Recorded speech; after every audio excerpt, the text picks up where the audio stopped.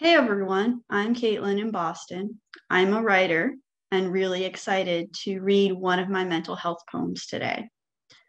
This one I wrote in spring of 2017 after a mental health flare landed me in the hospital.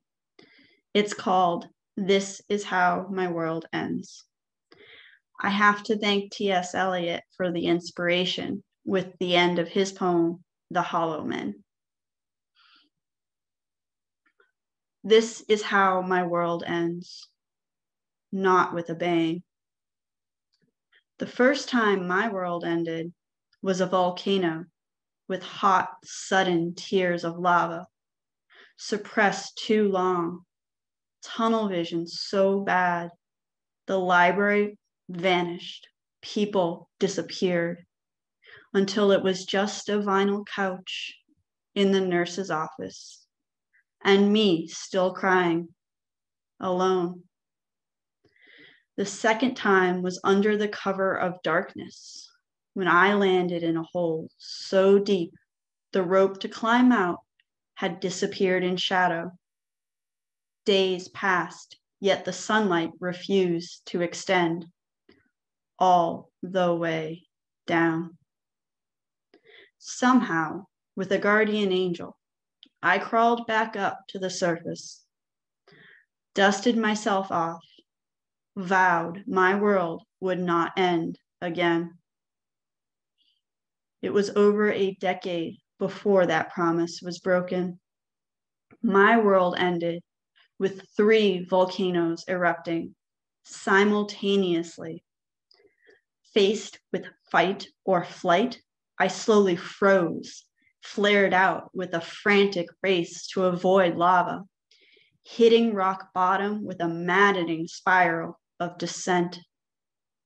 Virgil dragged me unwillingly through the 9 circles of hell. In a flash, it was finished.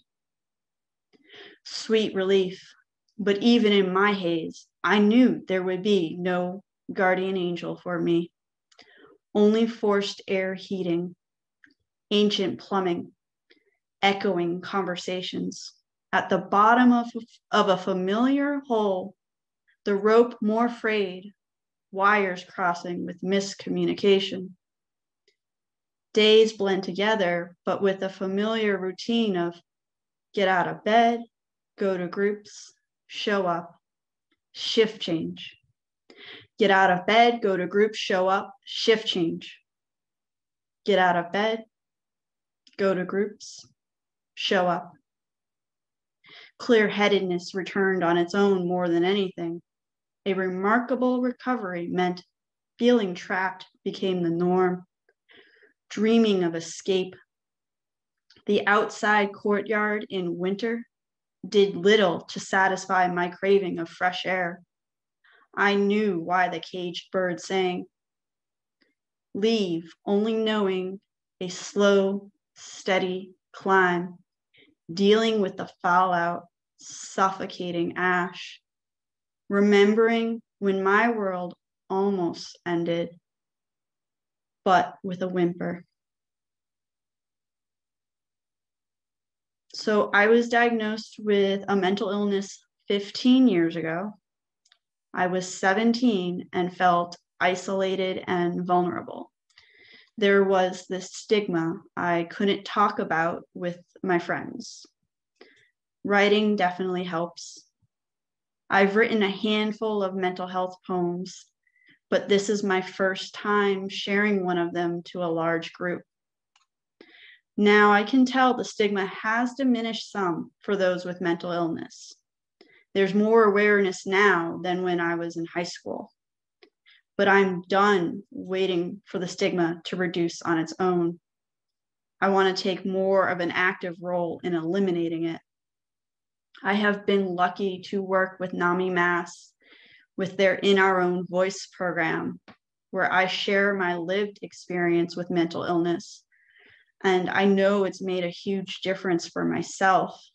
I hope it helps the communities I share with. So that's it for me. I hope you take care, stay safe, and enjoy the day. Thank you for your time, your pledges, your support. If you're walking today or being creative and partaking in an activity to go your own way, thank you very much for showing up.